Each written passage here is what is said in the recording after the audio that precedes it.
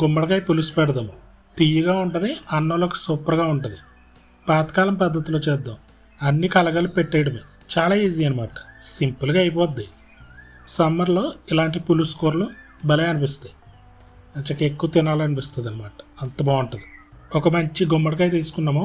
పైన చెక్కు తీయకూడదు, చెక్కు తీయకుండానే వండుకోవాలి. చెక్కు తీసేస్తే పులుసు ఉడికేలోపు మెత్తగా అయిపోతుంది మొత్తం.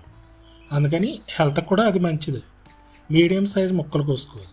ఇవన్నీ దాకలో వేసుకుని 2 మీడియం సైజు ఉల్లిపాయలు తీసుకున్నాము. సన్నగానే తరుక్కున్నాము, ఎందుకంటే పులుసులో కొంచెం చిక్కబడాలి కదా, అందుకని. స్పైసీ దానిట్టుగా పచ్చిమిర్చి, అలాగే 2 స్పూన్లు కారం, 1 పావు స్పూన్ పసుపు, కళ్ళుప్పు వేసుకున్నాం. ఇవన్నీ ఒకసారి కలిపేద్దాం.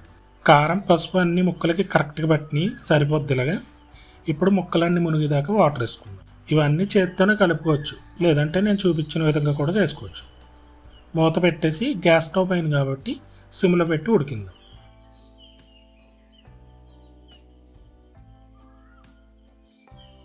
ఒక చిన్న నిమ్మకాయ సైజు అంతా చింతపండు తీసుకున్నాము.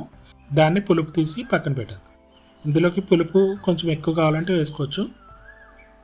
పులుసు మరుగుతూ ఉంది కదా, ఇప్పుడు చింతపండు పులుసు వేసుకుందాం. మళ్ళీ మూత పెట్టేసి ముక్క ఉడికే వరకు ఉంచాలి. ఇంకా ఇప్పుడు ఒకసారి చూద్దాము. ఎగురుతూ ఉంది కదా, కొంచెం దగ్గర పడిపోతూ ఉంది. బెల్లం వేసుకోవాలి. బెల్లం కొంచెం ఎక్కువే పడుతుంది, కొంచెం తీయగా ఉంటేనే బాగుంటుంది అన్నమాట.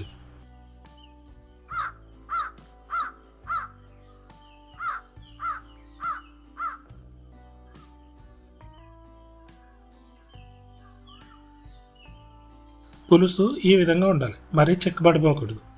ఎందుకంటే తీయగా ఉంటుంది, గుమ్మడికాయ ఫ్లేవర్ ఉంటుంది కదా, చాలా బాగుంటుంది. ముక్క చూసారా, చక్కగా ఉడిపోయింది కదా, అంతే. ఇప్పుడు తాలింపు పెట్టేద్దాం.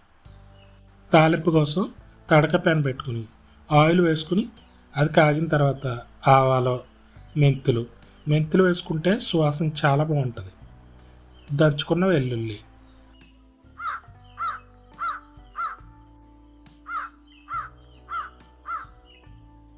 ఇవన్నీ బాగా వేగినాయి కదా, కరివేపాకు వేసుకుందాం. కరివేపాకు కూడా బాగా చటపట్లు ఆడిపోతుంది. ఇంకా తాలింపు పెట్టుకోవడం అంతే, సింపుల్గా అయిపోయింది. చూసారా, కలగలిపి పెట్టేయడం వల్ల చాలా ఈజీగా ఉంటుంది, టేస్ట్ కూడా ఎక్సలెంట్గా ఉంటుంది. పాతకాలం పద్ధతి కదా, అమ్మమ్మ చేసే విధానం అన్నమాట ఇది. అలాగే దీన్ని ఇంకా 2-3 రకాలుగా మోడిఫై చేసి చేసుకోవచ్చు, కానీ ఇది ఓల్డ్ స్టైల్, ఎక్సలెంట్గా ఉంటుంది. పులుసు ఇదే విధంగా ఉండాలి, మరీ దగ్గరికి అయిపోకూడదు. చాలా టేస్ట్గా ఉంటుంది, హెల్త్ కూడా చాలా మంచిది కదా, సూపర్గా ఉంటుంది. ముక్క చూసారా, చక్కగా మెత్తగా అయిపోయింది కదా, అలా ఉడకాలన్నమాట.